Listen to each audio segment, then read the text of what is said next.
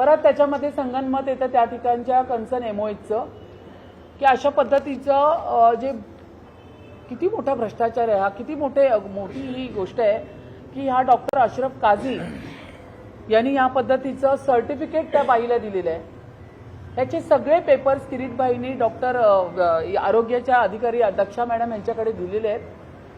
त्याच्यावरती FIR घ्यायला सांगितलेली आहे, पण ती अजूनही घेतलेली नाहीये। अशा पद्धतीचे बरेच विषय या माझ्या दालनामध्ये झालेल्या मीटिंगमध्ये झालेले आहे।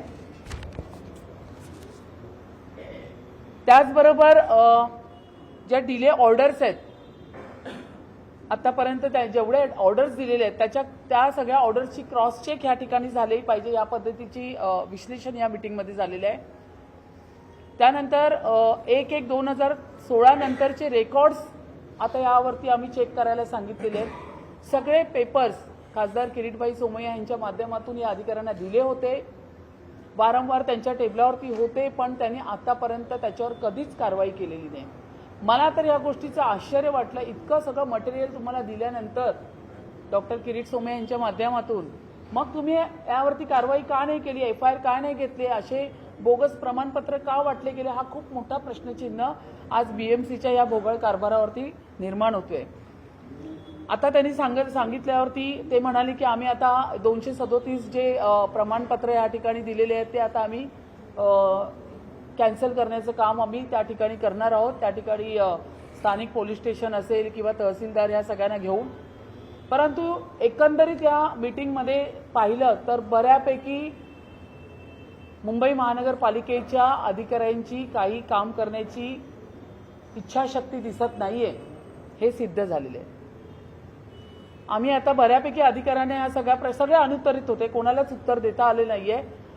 खूप मोठा भ्रष्टाचार याच्यामध्ये दिसतोय। वॉर्डचे MOHला घेऊन जे 2 MOH डॉक्टर कसारे, किरीटबाईंनी यावरती इतका मोठा अभ्यास केलेला आहे, त्यावेळी डॉक्टर कसारे आणि डॉक्टर संजय मुंडे या दोघांना निलंबित केलंय, पण त्यांची इन्क्वायरी चालूच ठेवणार, FIR घ्यायला सांगितलेले आहे। अशा पद्धतीचे बरेच MOH पण आपल्याला मिळणार आहेत। तर या अशा संपूर्ण 237 केसेस या माध्यमातून आता निश्चित झालेले आहेत। त्यांचे NOC कॅन्सल केलेले, प्रमाणपत्र कॅन्सल केलेले, पण आमचं असं म्हणणं आहे की त्यांच्याकडे अजूनही ओरिजिनल प्रमाणपत्र आहेत, ते त्यांच्याकडनं तुम्ही काढून घेतलंय का, तर ते अजून घेतलेलं नाहीये।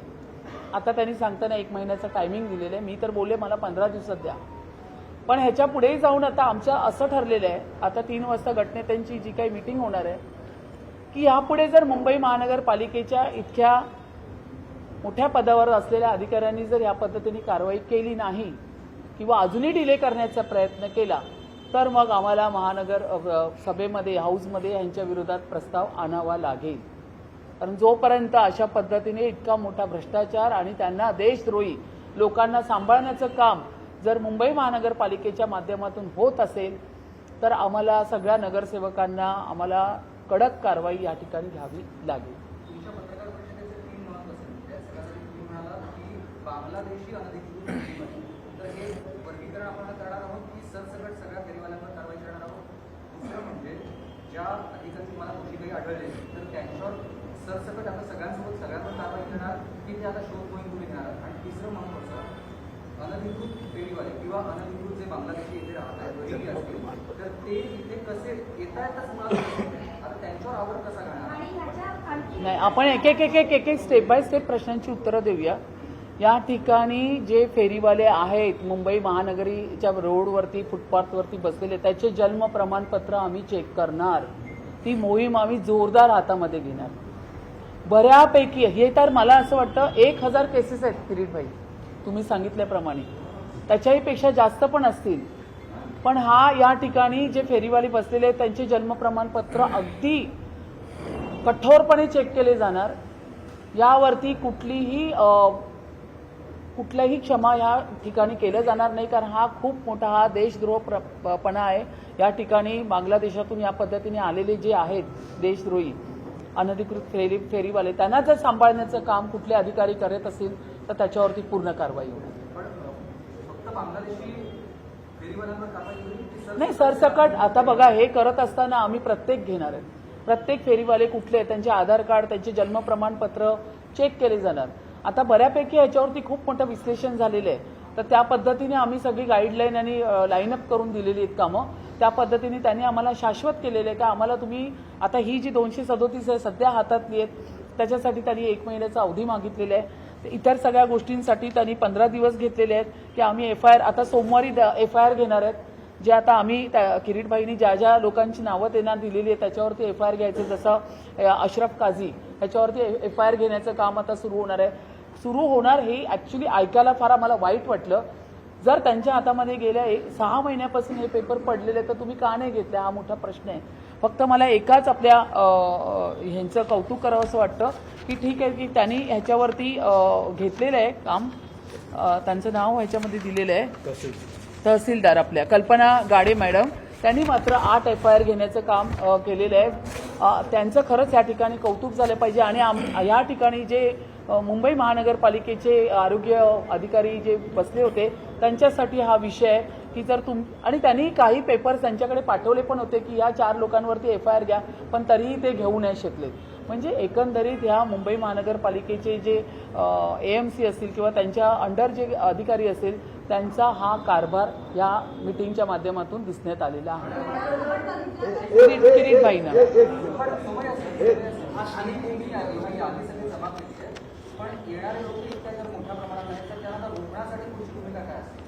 मी मुंबई महापालिकेचे महापौर.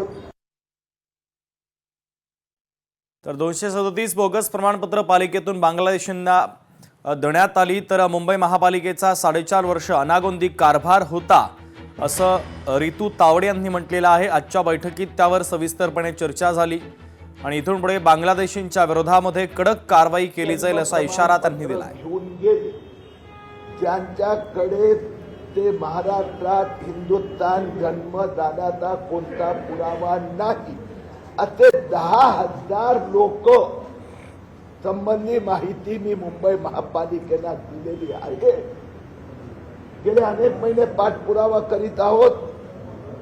मुंबई महापालिकेचं माफिया राज संपण्याचा आज पहिला पुरावा आहे. कारण की हे जन्म प्रमाणपत्र घोटाळा हे बांगलादेशी माफिया आणि मुंब्रा गेम चालवत होती.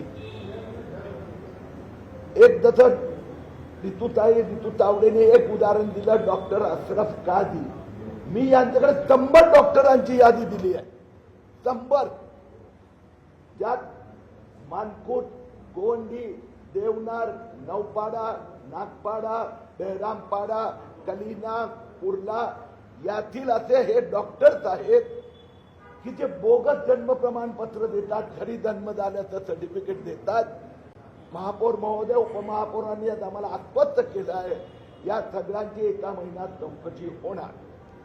दुसरी गोष्ट, गेल्या काही महिन्यात महापालिकेचे मी 4 एरिया कव्हर केले. 4 कुर्ला, मानकुट पूर्व, मानकुट पश्चिम आणि मुलुंडमध्ये फक्त 2 उदाहरणं सापडली, परंतु या 3 परिसरात 2,500 अशी नावं सापडली. म्हणून हा आता बांगलादेशी आहे की रोहिंग्या आहे ते आम्ही नंतर बघू. यांचा जन्म भारतात झाला आहे असं एक पण कागदपत्र नाही आहे, तर त्याची पुढची तपास ATS करते. आज मुंबई महापालिका महापौरांपासून ही मोहीमची सुरुवात झाली आहे.